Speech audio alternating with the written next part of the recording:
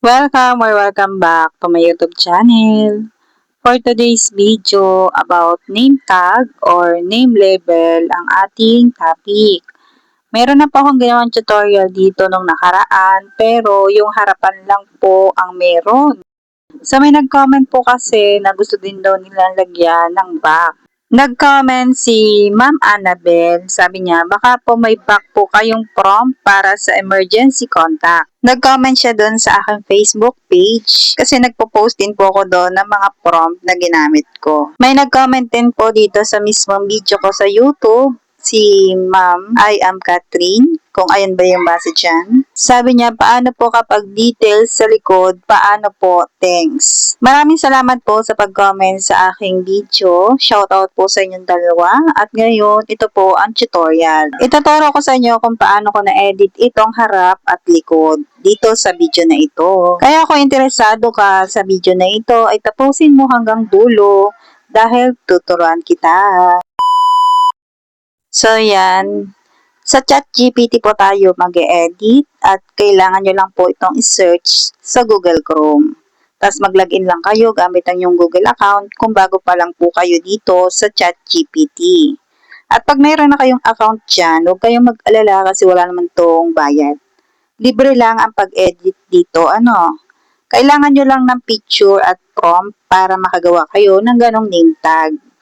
Ngayon, kapag nga meron na kayong account sa ChatGPT, makikita nyo dito sa baba yung plus sign. Tapos, pipindutin natin yan para makapaglagay nga tayo ng picture ng anak natin. Kung ano yung picture na nilagay nyo dito sa ChatGPT, yun din po yung ma-edit or magagaya ni ChatGPT. Kung ano yung suot ng iyong anak sa picture na nilagay mo, yun po yung may edit. Ngayon, pag okay na yung picture, dito sa baba ng picture nakalagay yung ask anything. Ipipaste natin yung prompt na kailangan para makagawa tayo ng harapan. Ayan.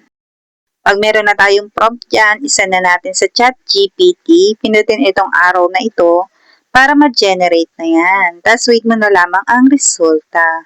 Ang resulta ng edit dito ay depende sa picture na nilagay nyo. Kaya kung hindi kamukha ng anak nyo ang edit, palitan nyo ng iba nyong picture or ibang picture ng anak nyo. At ito na nga po yung na-edit dun sa prompt na nilagay natin. Isisave natin ngayon yan. Pindutin lang na matagal yung picture para ma-save. And then piliin ang download image para mapunta sa gallery. Ayan yung harapan ng name tag na ating ginawa. Tapos, dito sa Ask Anything, ipipaste natin yung prompt na kailangan para naman sa likod. Dito sa second na edit natin, ay hindi na kailangan ng picture. Kasi yung picture ay sa unahan lamang yon. So, dito ang gagawin mo, itong name na nakalagay dito sa prompt, guhit lang ang nakalagay dyan. So, ngayon, naalisin mo yung guhit. Tapos, ilalagay mo ngayon yung pangalan mo or kung sino yung kokontakin in case na nagkaroon ng emergency sa anak mo. So, ilagay mo dyan yung pangalan. Siyempre, ganun din sa contact number. Tatanggalin mo yung guhit dyan. Tapos, ilalagay mo yung contact number. Make sure na active yung contact number na ilalagay mo dyan para pag tinawagan kayo ay makokontak kayo agad. And then, yung address, kung taga saan baga kayo. So, yan. Kasi yung isi-share kong prompt dito sa video na ito, ilalagay ko sa description box. Tapos, i-copy nyo na lang at ang gawin nyo nga ay ganito. Edit nyo lang po yung prompt. Ilagay nyo yung dapat ilagay.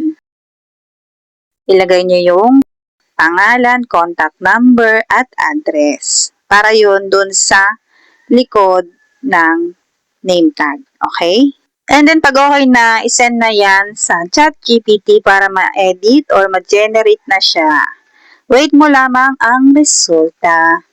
At yun nga palang prompt na para sa unahan or sa harapan ng name tag na ginawa natin, ay syempre, edit nyo rin yun, no? Kasi ang nakalagay doon ay pangalan ng anak ko at palitan nyo lamang yun at ilagay nyo yung pangalan ng anak nyo. Okay? At ito na nga po yung panlikod natin na edit. Ayan. So, nakalagay nga dyan yung emergency contact. At ganun din ang pag-save, no? Ilang press mo lang ng matagal yan and then piliin ang download image para mas-save yan sa iyong gallery. So, ang sunod mong gagawin, pupunta ka sa computer shop at ipapalaminate mo yan. Ang harapan ay ito at ang likod ay ito para maganda ang name tag ng anak nyo. At sa mga gusto pa ng ibang design or theme, ay pwede kayong bumisita sa aking FB page kasi nag-share ako dyan ng mga prompt na ginamit ko sa pag-edit at iba-iba yung mga design or theme na nakalagay dyan. Meron pang babae, meron pang lalaki. At ayun, follow nyo na rin po ako dyan sa aking FB page at baka isa sa mga prompt na isinishare ko ay makatulong sa inyo. So yun lang aking tutorial for today kung paano nga mag-edit ang name tag ng merong likod na merong emergency contact. Ano? Kasi nag-upload na nga ako nung nakaraan ng paano mag-edit ng name tag. Ayan siya. At harapan nga lamang ang nakikita dyan. Wala yung likod. Kaya naman ginawa ko yung tutorial na ito para naman may likod na siya. Pwede rin kayong bumisita sa aking YouTube channel kasi sa mga hindi po nakakaalam, may marami na po akong ginawang tutorial about editing at baka po isa sa mga video ko ay makatulong sa inyo. At ang mga bawat prompt na ginamit ko sa pag-edit ay isineshare ko nga po sa mismong video. Nilalagay ko po yon sa description box ng video ko dito sa YouTube channel para makopy ninyo. At meron nga pong nakakapag-copy sa description box, meron naman pong hindi. Kaya sabi ko po sa inyo, kapag hindi nyo po makopy yung prompt na sinare ko dito sa YouTube channel, ay i-PM nyo na lamang po ako sa aking FB page para ma-send ko po sa inyo yung prompt na kailangan para makapag-edit. Ang kailangan lang po ay i-follow nyo ako dito sa aking FB page at kailangan ko po ng screenshot para naman po hindi ako mahirapang maghanap ng prompt na hinihingi ninyo para madali ko pong ma-send sa inyo. Kasi kung mag-chat lamang kayo ng pahingi po ng prompt, ay alin po kaya doon? Hindi ko po mahuhulaan yon at hindi ko po alam kung alin doon kasi nga po ay marami na po akong na-share na prompt. So, hindi po ako galit. Nagpapaliwanag lang. So, yun po. Mag-send lang po kayo ng screenshot kung ano po yung gusto nyong hingin na prompt. At yun naman po ang aking tutorial for today. At kung nakatulong naman sa iyo ang video na to, ay huwag mo naman akong kalimutan. Bigyan mo naman ako dyan isang like and please don't forget to subscribe ng aking YouTube channel. So yun lamang. Thank you for watching. Bye!